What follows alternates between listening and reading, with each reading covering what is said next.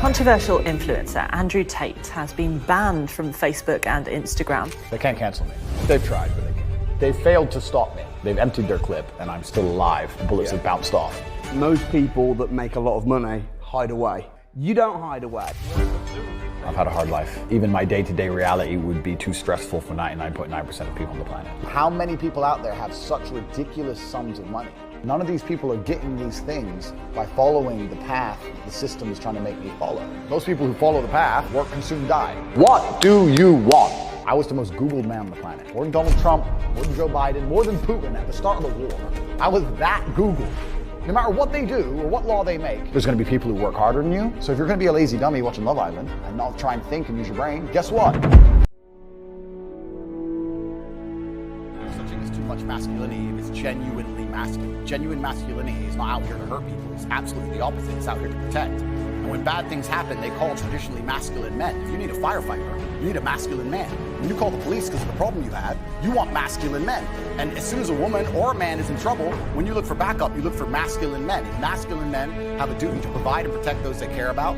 We have a duty to do things we don't feel like doing because we know we're supposed to do them. And that's why we stayed in the Titanic and died. I believe that confident, strong men who stand up and protect and provide for women are a good thing for the world and a good force for the world. And I don't think that I put a magic spell on anybody. I think there's a whole bunch of men in the world who understands my value. And if men grow up to be like me, you're gonna have a whole bunch of people with no criminal record, dedicated athletes, who protect and provide for people close to them, are fantastic for the economy.